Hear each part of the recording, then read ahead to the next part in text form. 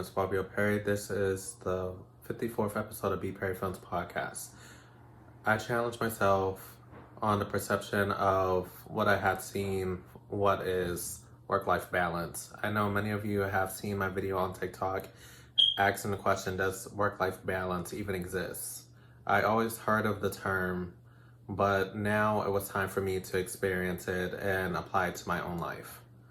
Some friends of mine came into town for a couple of days, and I will tell you about my 4 lessons that I have learned during this experience of getting outside of my comfort zone and being unique to my own self and finding self-discovery.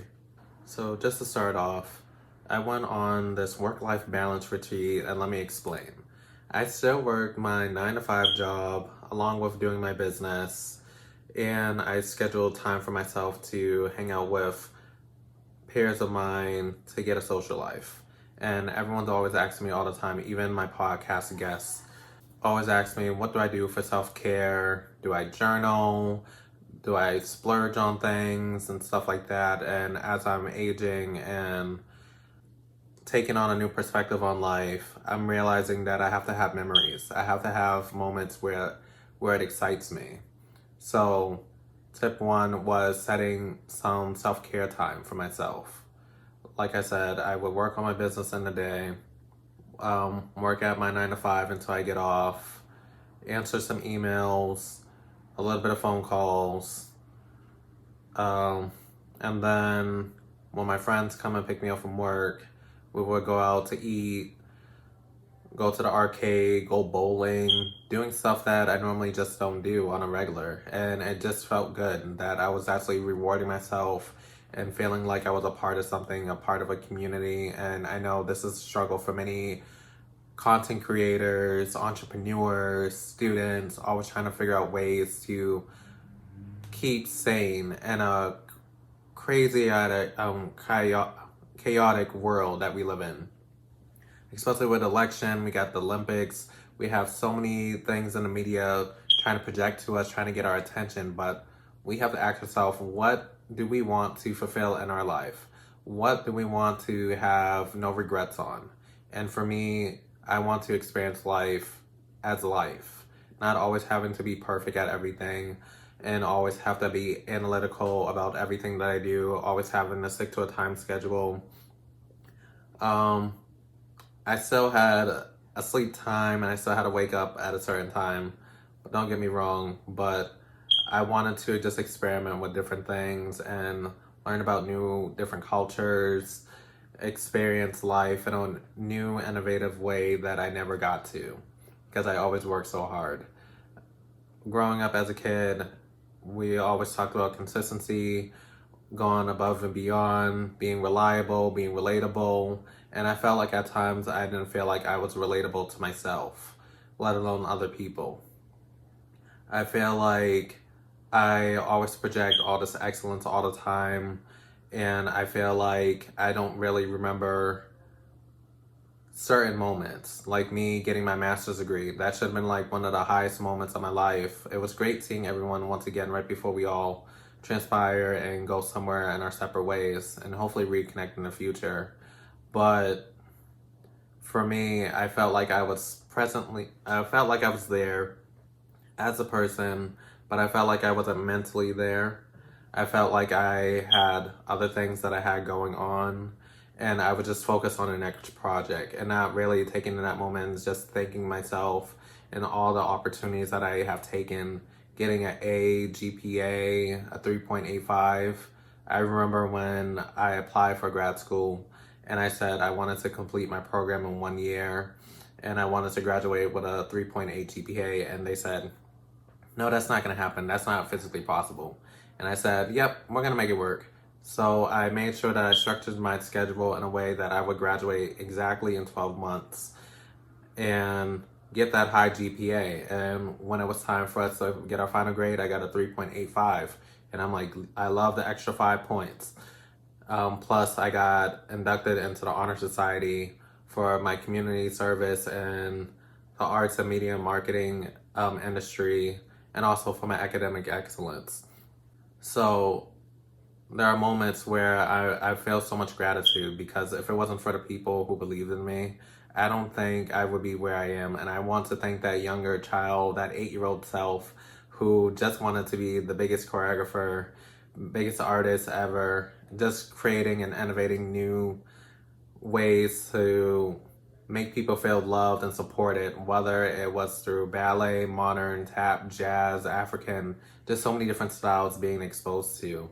And I appreciate those moments now that my parents instilled in me and made me think that I could be anything that I wanted to be. And we're in a time right now where we have election going, we have people going off to school, we got people trying to find jobs straight after. So much chaoticness going on, like I had mentioned before. But at the end of the day, we have to understand who we are as people. The next thing I wanted to avoid was perfection. That's lesson 2. Stop overanalyzing things. Stop thinking that I have to be great at everything, but just be in that moment.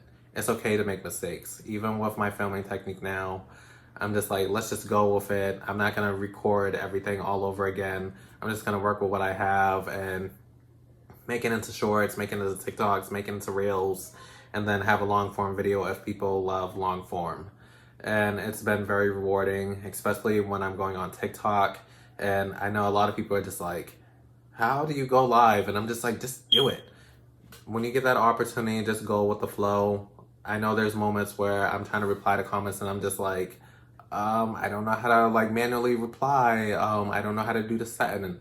But people are very supportive. They're going along the journey with me, and the more confident that I became going live on TikTok.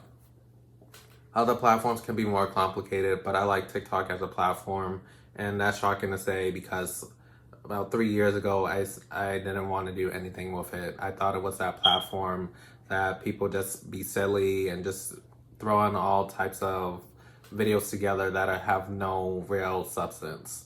And I realized being on a platform for 8 months now that you can rank in search, you can rank in a For You page. There's SEO. There's ways that you can monetize yourself, whether you have your own physical products, selling other people's products, selling advice, selling your business, selling your experience. And it's so rewarding, and there's such a wonderful community that I feel like I don't get on other platforms. Alignable is great, but there's some drawbacks with the platform. I'll probably make a separate video about that, but that's another platform that I'm on. And LinkedIn, I'm learning how to navigate through, and I have a big community on there as well. But it's all about finding where you need to be. You don't need to be on every single platform. Just find 1 or 2 platforms that you need to master. Like for Instagram, if people want to book a call with me or be a part of the podcast, they message me on Instagram. Where do you find my video content? Follow me on YouTube at BPerryFilms Experience. If you want to see short form videos regarding my web series, Social Impact and Grow SMMA, go on TikTok. And I do repost onto Instagram as well. And I feel like I need to be on that platform a little bit more to drive more traffic. But like I said, it's all about experimenting and just adjusting with the times, adjusting with the moments, and just being free with your creativity. You don't have to be the smartest person in the room. You don't have to be the dumbest person in the room to get attention, but just be organically yourself. And that's the best piece of advice that I can tell you. When you go live, just be you. Don't be spontaneous. You don't have to be an extrovert. You don't even have to be an introvert. Just be you. And a lot of people struggle with that. Just be yourself. That's the greatest weapon that you have, because no one else can be you. That is your uniqueness, and take ownership of that. Make that your perfection. Just being yourself, being authentic, because no one knows the 18-year-old, 18 years of living in that body. No one understands that body other than you. You at 30 years old, no one understands those 30 years like you. Not even your spouse, not even your kids. Not even your parents, because they're not around you 24/7. There's always something that we can grow from. There's opportunities that we can build on. It's all about learning and experimenting. Lesson number 3 is finding ways to make money without exerting myself. Right now, I'm more focusing on selling courses. physical products, ebooks, and templates and stuff like that, where people can get access to me without me being in the room with them. Just me guiding them with my voice, with my knowledge, with my expertise that I have gained over the many years of being in the entertainment field. And now I'm in the film industry, and I'm so grateful for all the freelancers, all the different companies in my local area being very supportive of me since day one. And I remember writing my business plan a long time ago, and I looked at these companies and I'm like, it's so funny that these guys are messaging me directly, and I put them as one of my competitors that I want to be similar to and got inspired by, because they worked in a local area and they have Oscars, Emmys, Tonys, and all types of awards, and I want to be just like them or even better. So why not reach out to them, network a little bit, visit their space, get some insight. How did they get started? How did they build connections? How did they get better at filming? And honestly, for me, I enroll in courses. I create courses. I'm always looking online. I'm always reading books. There's so many databases that you can find information without even having to go on YouTube. People forget that there's libraries. Libraries are like the foundation of books and articles and so much history. I don't think people realize the importance of having that pen to paper connection when it comes to completing a goal or even obtaining a goal. When you write things down, you get closer to your goal and achieving your dreams and aspirations in life. And the last lesson I learned is do something that excites me outside of my norm. Hanging out, spending money. I'm very conservative when it comes to spending, so I understand Lulu and a short frame of spending money to me. I spend money on things that give me value and can sustain a long period of time. I don't just randomly spend recklessly because I'm a person that owes thousands, tens of thousands of dollars of student loans because I got my master's degree. And don't forget about the interest that accrues and Sally Mae knocking on your door 6 months after you graduate saying, hey, hope you didn't forget about me. You got to pay me off with interest, and it's going to take you all your life to pay. And everybody gets tired of that person just ringing on your doorbell. It's like, please go somewhere. I think you got the wrong person. Sometimes you might even put on a mustache and change your whole identity. Something just happens. But like I said, being able to have that work-life balance retreat, I want to do it all the time, but every couple of months, just really analyze life. I've been journaling. I'm getting into my mental mind of meditation. I'm learning to relax. I'm learning not to overexert energy that's not worth my time, and fulfilling my needs as an individual and making sure that I'm creating this positive energy that exudes onto you. And when I create these videos on YouTube, I'm not creating them just for myself. I'm creating this for people that are just like me, looking for information and looking for someone who has an expertise in certain areas. I feel like a lot of people make repurposed videos off of other people's content that they produce. I always tell people the first 10 videos might be the most original, and after that, it's all plagiarized. These people don't know what they're talking about. I even had a conversation at the salon today, and they're like, how do you get brand deals? And I'm just like, it takes time, it takes effort. You have to negotiate. You have to be firm with your decisions. You have to be open-minded. There's going to be moments where you don't want to do this, and you have to say, I'm sorry, but this is not working for me. And there's going to be moments where you're like high and happy, and you can't get enough of it. Content creation requires a lot of time and patience.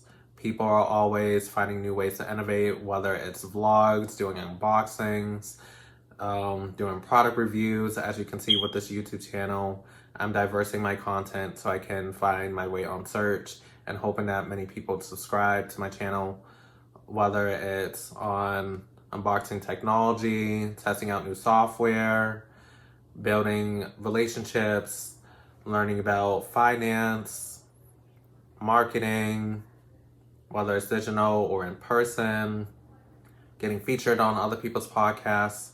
It's all about putting yourself out there and experimenting. Just be true to who you are, the individual. Who is you? For me, I know who Bobby Perry is now, at my age. But you asked me a couple years ago before I started this business, I was searching. I was searching hard and long. And it took me a long time to master that. So in conclusion to this, I want to thank my friends for coming to me in town. It was a lot of fun, especially when two of my friends got proposed to.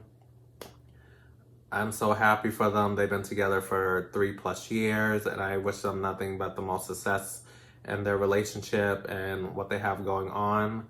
I want to give a big thanks to all my subscribers, whether you're on the old channel and on this new channel.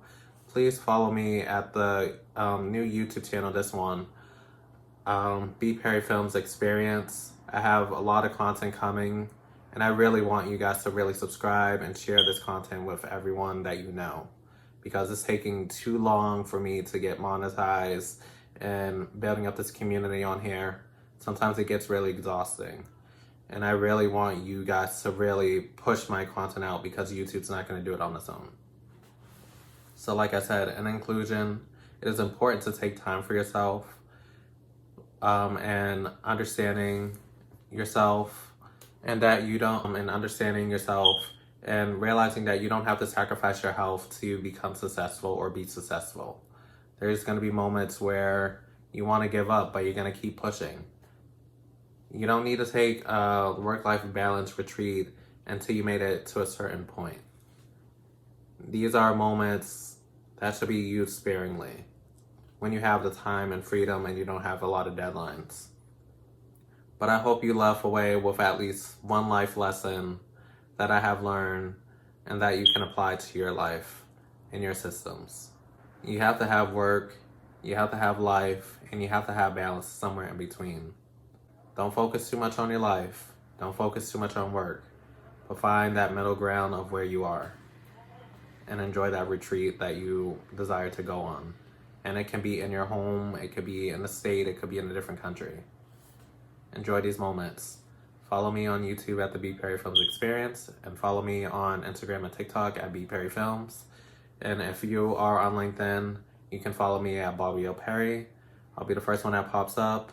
And I want to thank you for taking the time to watch this video to the end, and I hope you enjoy.